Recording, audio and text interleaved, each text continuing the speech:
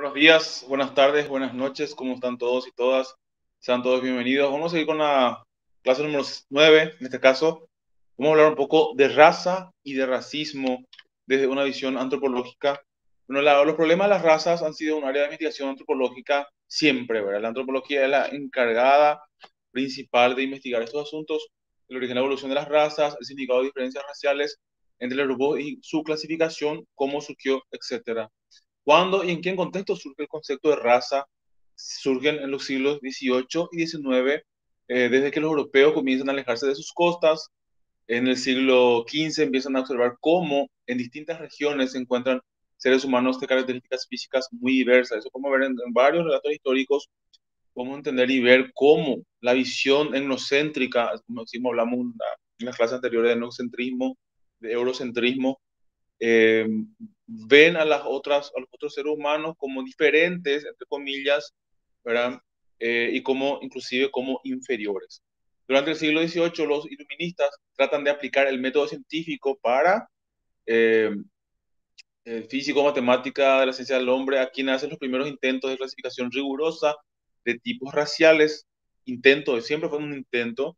Las diferencias son atribuidas al medio ambiente, entendido como el condicionante geográfico, que hasta ahora muchos, o sea, definen estas diferencias como una cuestión meramente geográfica y no biológica, lo que nunca se pudo probar. A finales del siglo XVIII aparecen los primeros trabajos de comparar al hombre blanco y negro, presentando a este segundo como un ser inferior por su, entre comillas, incultura, y eso también hemos hablado en una de las clases de qué es cultura y los conceptos reales de la antropología, y los blancos así buscaban justificar el esclavismo. Esto más bien proviene de la corriente darwinismo, del darwinismo social, que donde los fuertes están por encima de los débiles, etcétera, etcétera. En el siglo XVIII, gran parte del campo científico apoyaba la idea de que las diferencias raciales dependían de aspectos naturales, culturales del medio ambiente, pero esta visión en que la raza no es un factor relevante para explicar las diferencias socioculturales, esta idea no prosperaría en el siglo siguiente. El conde Gobineau comparaba los cráneos de los indios y deducía que estos no podían tener ni el germen de un espíritu equivalente a un europeo, ni lo más mínimo significa esto. Sostenía que el mestizaje conducía a la degeneración de la humanidad. Sus ideas provocaron gran influencia sobre el pensamiento europeo de varios cientos de años, inclusive que hasta ahora hay mucha gente que increíblemente, ¿verdad?, tiene todavía estos pensamientos de los siglos pasados.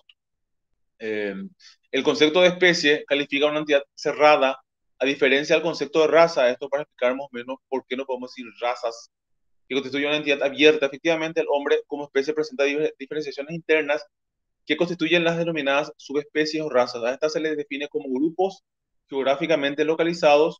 Las razas humanas son agrupaciones naturales de hombres que presentan un conjunto de características, o sea, un conjunto de caracteres físicos hereditarios, digo, bien comunes, sin importar cuáles fueran sus lenguas, costumbres, nacionalidades, etcétera, etcétera. Antes se dividían, o sea, llegaron a dividir la humanidad en cuatro partes raciales definidas por la asociación de caracteres físicos, o sea, por la apariencia física, como la piel, la forma del cabello, la nariz, etcétera, etcétera. Y de ahí surgieron las denominadas razas astroloides, negroides, mongoloides y europoides.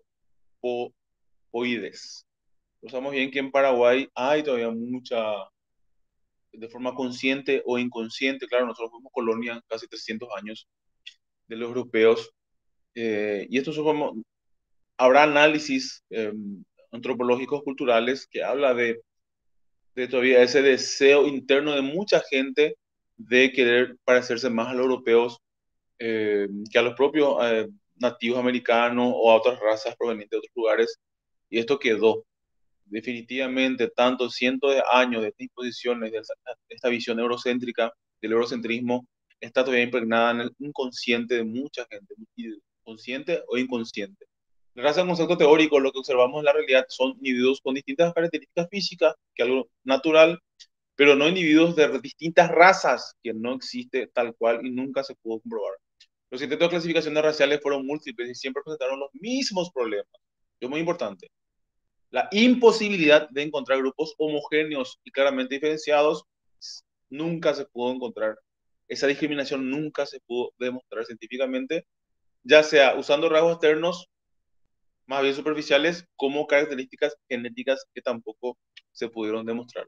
Los argumentos ofrecidos por los científicos que consideraban conveniente desechar el concepto de raza para mejor explicar las diferencias entre poblaciones fueron: las grandes razas no constituyen entidades naturales, son categorías construidas conceptualmente y arbitrarias. Las diferencias biológicas entre poblaciones blancas, amarillas y negras son mínimas. Esto es muy importante, son mínimas y no fundamentan la idea de grandes subdivisiones de la especie humana, cosa que está absolutamente caduca. La raza como concepto social, eso sí, ahí podemos explicar porque desde el punto de vista biológico no se, no, no se demostró, nunca se puede ver una diferencia, o sea, no existe razas humanas, existe una sola especie, y esa palabra raza no se puede utilizar con los seres humanos. Al considerar las razas en función a la estructura social, cobran relevancia procesos mediante los cuales los individuos se identifican a sí mismos, ¿sí? Y son identificados por otros, y a través de la construcción de esta identidad es como un grupo logra su continuidad como tal. Es una cuestión más de identidad. Las razas sociales están formadas por grupos de significación subjetiva, o sea, no es objetivo, no se puede dividir de forma científica objetiva, sino es una cuestión de sentimiento, a veces de nacionalismo, eh, etcétera, etcétera. ¿Verdad? El prejuicio racial es un tipo especial de prejuicio en el cual el argumento para justificar la separación y la discriminación y hasta la explotación de un grupo, o sea, siempre fue la base de intentar justificar eso, se basa en las diferencias biológicas que dicho grupo presenta para el acusador. Esos prejuicios no responden a impulsos innatos del hombre, sino que son construcciones sociales dinámicas que se modifican por las relaciones entre grupos humanos como tal. Queremos plantear una cuestión básica para tratar el tema de los prejuicios. Desde el origen de la humanidad no existió una cultura única.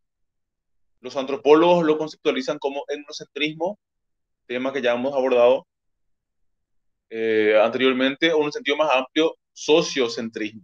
Ello es considerar al otro, entre comillas, grupo cultural desconocido como inferior, bárbaro, no hombre, o sea, o considerarnos nosotros como con las costumbres y culturas naturales, o sea, del punto de vista europeo o norteamericano, y considerar a los otros como, eh, inclusive nosotros, el etnocentrismo invertido, nosotros los americanos considerarnos inferiores o los paraguayos inferiores a otras culturas, que es una cuestión también de problema antropológico y social.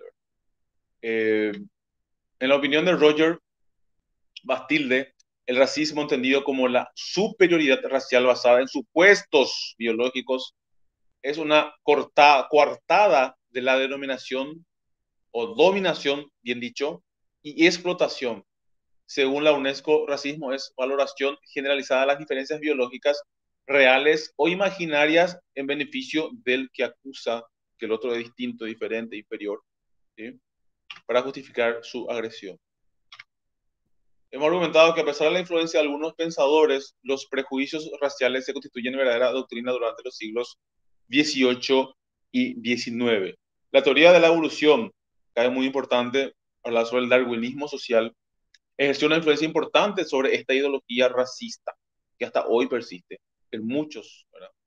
La idea de que biológica y científicamente es más fuerte, el que más fuerte tiene derecho sobre el otro, de destruir al más débil, y mucha gente, infelizmente, gente a nuestro alrededor cree y piensa eh, que el más fuerte tiene que sobreponerse sobre el débil, una cuestión social, racial, económica.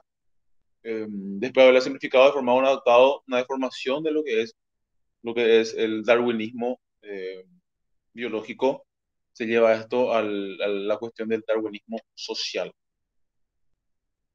Esta visión paradójica, el racista no ve al otro, no quiere verlo, obviamente, como su igual, lo niega, niega su humanidad, pero al mismo tiempo le otorga una presencia molesta que le hace responsable de otros males. El racismo es la expresión de la propia miseria que proyectamos sobre el otro. el que no pertenece a nuestras propias categorías, sintetizando la bibliografía acerca del racismo, llegaríamos a tres grandes conclusiones. Acá también nunca hay que olvidar el autorracismo, el considerarnos nosotros, muchos de los paraguayos, como inferiores por nuestro color de piel, por nuestra clase, por nuestro aspecto físico, por nuestras ascendencias, etcétera, etcétera. Esta es una cuestión también que hay que superar en un gran trabajo de muchos años aún para que toda este bagaje de carga racial, ideológica, que hemos impregnado en nuestras mentes, podamos superarlos una vez por todas. Uno es la supuesta existencia de razas puras, no existen. La supuesta superioridad biológica, psicológica y cultural de dichas razas, también nosotros invertidamente pensamos muchas veces que los otros son más inteligentes, que los otros son mejores, etcétera, etcétera. Eh, la legitimidad de la dominación, perdón, bien dicho, ejercida por esas razas y de sus privilegios como consecuencia de esa superioridad vemos como algo natural y normal. O, desde el punto de vista etnocéntrico, o que dominar a otros o que seamos dominados, de nuestro punto de vista latinoamericano.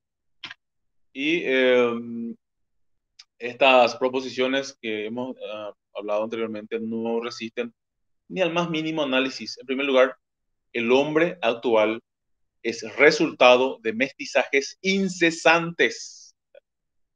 En segundo lugar, las investigaciones científicas muestran que las diferencias son tan variadas que no es posible, o sea, es imposible identificar un determinado grupo racial con un único tipo biológico. En tercer lugar, la idea de la superioridad carece de fundamento y las ventajas económicas o sociales no tienen nada que ver con la presunta superioridad racial. Esto es muy importante. O sea, es típico inclusive, retrotrayéndonos o bajándonos a nuestra realidad paraguaya, creer que otros son más inteligentes, que nosotros somos malos así, que el paraguayito es malo de esta forma, etcétera, etcétera. Es una cuestión de etnocentrismo invertido que también tenemos que ir superando, cosa que no está comprobado en absoluto científicamente. Incluso esa remañida, muchas veces por nuestra ignorancia, que repetimos sin cesar, el que el pobre es así nomás lo que él quiere ser, que las personas son así porque quieren, etcétera, etcétera, que también tiene esa carga de una cuestión no explicable. Por último, según Mandela, todos sabemos cuán tenazmente puede el racismo aferrarse a la mente y hasta qué punto puede infectar el alma humana. Allá donde se sostiene en disposiciones raciales, en el orden social y material, esa terquedad puede multiplicarse por 100. Y nunca olviden hacer siempre el bien sin mirar a quién.